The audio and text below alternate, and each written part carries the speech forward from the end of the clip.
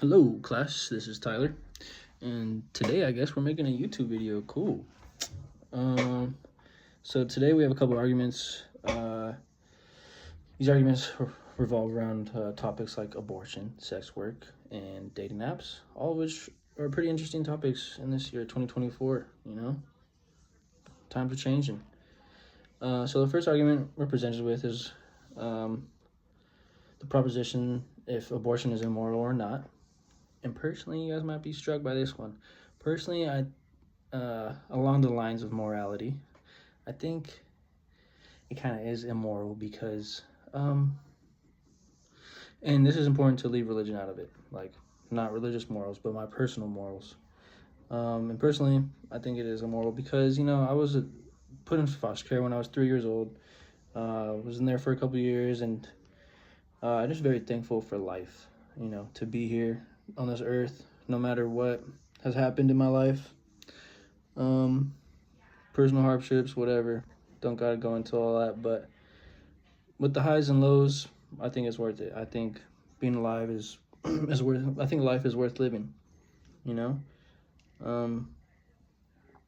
there's a lot of stuff that comes with it, but ultimately, I think life is worth living. The second argument presented to us is whether or not we think adult sex work should be legalized. I think it's interesting because it's like one of the oldest hustles out there, kind of like while they're building during the gold rush and even before that, like ancient days, But I think that if it would become legalized, the government would actually appreciate the revenue that these sex workers would bring in.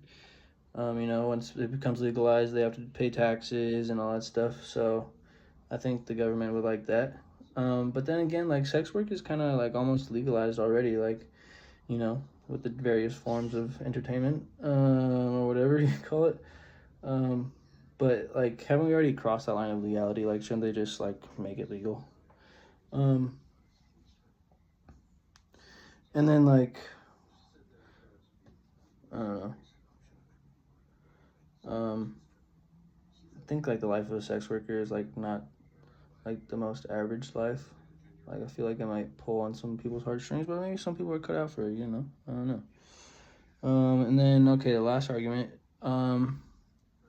is whether or not dating apps like Tinder, Grindr, and Ashley Madison are detrimental to our society. And personally, I don't think so at all. No matter what you're in a relationship for or like looking to get in a relationship for, there's a place in an app for everybody. I think it's actually beautiful that in this day and age that we can meet and connect with people without having to be physically present with them. And personally, I feel like it might be a little safer than going out to a club or a bar. And you can choose who you talk to. Like if you think someone's being annoying or something, you can just block them or whatever. It's pretty easy to get them out of your life. And let's see.